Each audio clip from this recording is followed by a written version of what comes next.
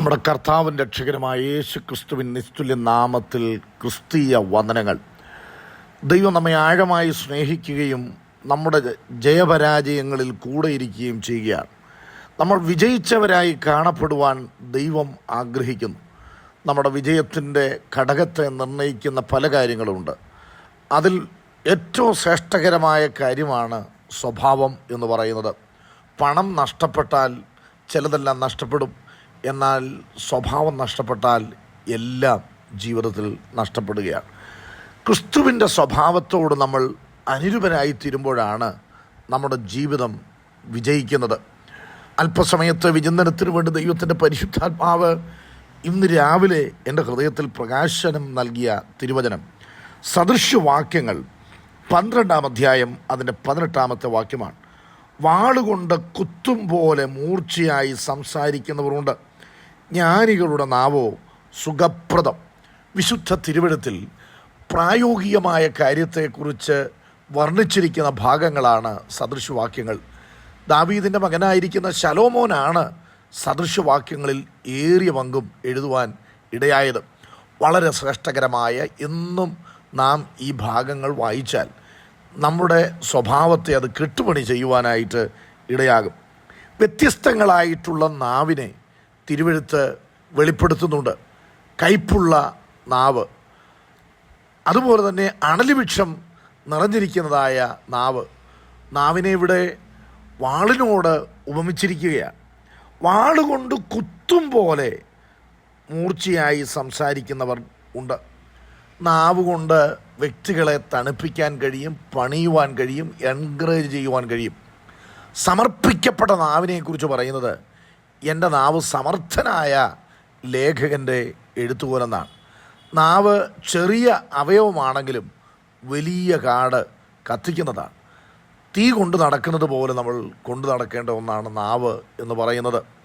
നാവ് കൊണ്ട് പാപം ചെയ്യാതെ ഇരിപ്പാൻ ഞാൻ എൻ്റെ വഴികളെ സൂക്ഷിക്കുമെന്നും, ദുഷ്ടൻ എൻ്റെ മുൻപിലിരിക്കുമ്പോൾ എൻ്റെ വായെ കടിഞ്ഞാണിട്ട് കാക്കുമെന്നും ഞാൻ പറഞ്ഞു. അപ്പോൾ നാവ് വളരെ സൂക്ഷിക്കേണ്ട കാര്യമാണ്. ജീവിതത്തിൽ ജയവും പരാജയവും തീരുമാനിക്കുന്നത് നാവിൽ നിന്നുരുത്തിരിയുന്ന വാക്കുകളാണ്. ഹൃദയം നിറഞ്ഞു കവിയുന്നതാണ് വായ സംസാരിക്കുന്നത്. നാം സദൃശവാക്യങ്ങൾ തന്നെ 22-ാം അധ്യായം 11-ാം വാക്യത്തിൽ വായിക്കുന്നു, ഹൃദയശുദ്ധി ഇഷ്ടപ്പെടുന്നവന് അധരലാവണ്യമുണ്ട്, രാജാവ് അവൻ്റെ സ്നേഹിതൻ.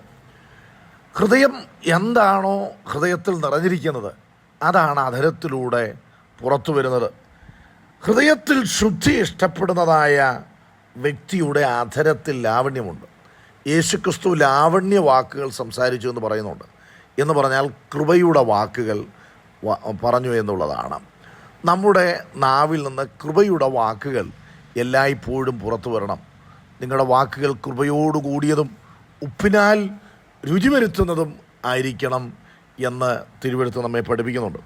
ചിലർ പറയാറുണ്ട്, എന്നോടാരും സഹകരിക്കത്തില്ല, എൻ്റെ വീട്ടിൽ വരത്തില്ല, എന്നെ കാണില്ല.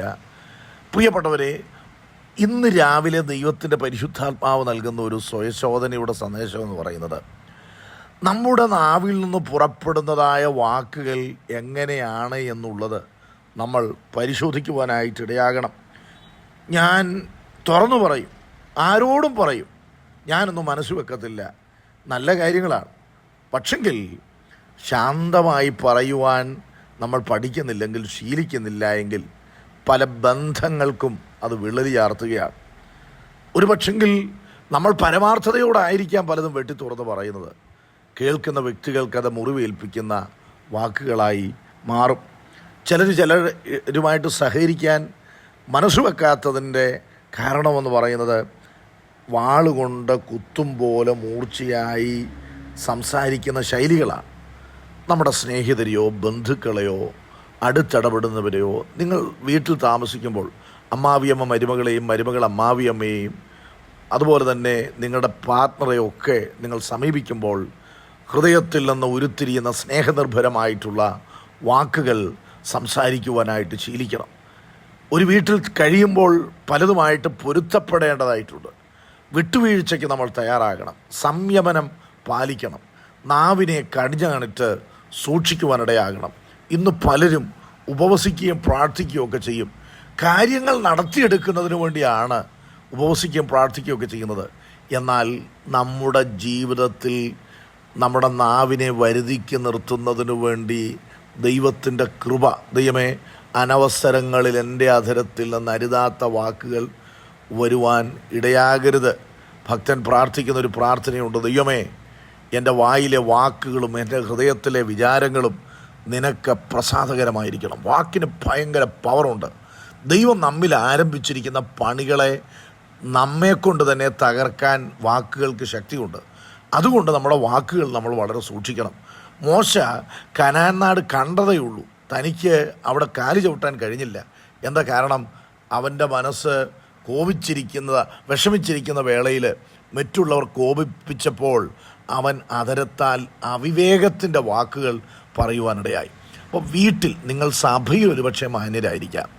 നിങ്ങൾ അടുത്തിടപെടുന്നതായ വ്യക്തികളോടുള്ള ബന്ധത്തിൽ നാവിൽ നിന്ന് ഉരുത്തിരിയുന്ന വാക്കുകൾ അത് കുത്തുന്നത് പോലെ ആയിരിക്കരുത്. ഒരു പക്ഷെങ്കിൽ അതിൻ്റെ അർത്ഥം ആഴമായി ഗ്രഹിക്കാതായിരിക്കാം പറയുന്നത്. സ്വയശോധന ചെയ്യുവാനായിട്ടിടയാകണം. എൻ്റെ വാക്കുകൾ ആരെയെങ്കിലും മുറിവേൽപ്പിച്ചിട്ടുണ്ടോ, കുത്തിയിട്ടുണ്ടോ, വേദനിപ്പിച്ചിട്ടുണ്ടോ? അതാണോ എന്നിൽ നിന്ന് മറ്റുള്ളവർ അകലുന്നതിൻ്റെ കാരണം? നിങ്ങളുടെ വീട്ടിൽ നിങ്ങൾ ഉച്ചരിക്കുന്ന വാക്കുകൾ എങ്ങനെയാണ് എന്ന് നമുക്ക് ഇന്ന് രാവിലെ പരിശോധിക്കാം. സമർത്ഥനായ ലേഖകൻ്റെ എഴുത്തുപോലായി ദൈവസന്നിധിയിൽ നമ്മുടെ നാവിനെ സമർപ്പിക്കാം. ദൈവം അതാണ് ആഗ്രഹിക്കുന്നത്. ദൈവമേ, എൻ്റെ നാവ് കൊണ്ട് മറ്റുള്ളവരെ പണിയുവാൻ എനിക്ക് കൃപ ചെയ്യണമേ എന്ന് ദൈവത്തോട് പ്രാർത്ഥിക്കാം. സ്വർഗീയ പിതാവേ, ഞങ്ങൾ പലതിലും വീഴ്ചകൾ ഭവിക്കുന്നവരാണ്. ഞങ്ങളുടെ നാവിനെ അങ്ങയാൽ ഉപയോഗിക്കപ്പെടേണ്ടതിന് സൂക്ഷിക്കുവാനുള്ള ദൈവകൃപ ഞങ്ങൾക്ക് തരണമേ. ലാവണ്യ വാക്കുകൾ ഞങ്ങളുടെ അധരത്തിൽ നിന്ന് പുറത്തു വരുവാൻ കൃപ ചെയ്യണം. പ്രാർത്ഥന കേട്ടതിനായി സ്തോത്രം, യേശു ക്രിസ്തുവിൻ നാമത്തിൽ തന്നെ. ആമേൻ. God bless you. എല്ലാവരെയും ദൈവം അനുഗ്രഹിക്കട്ടെ.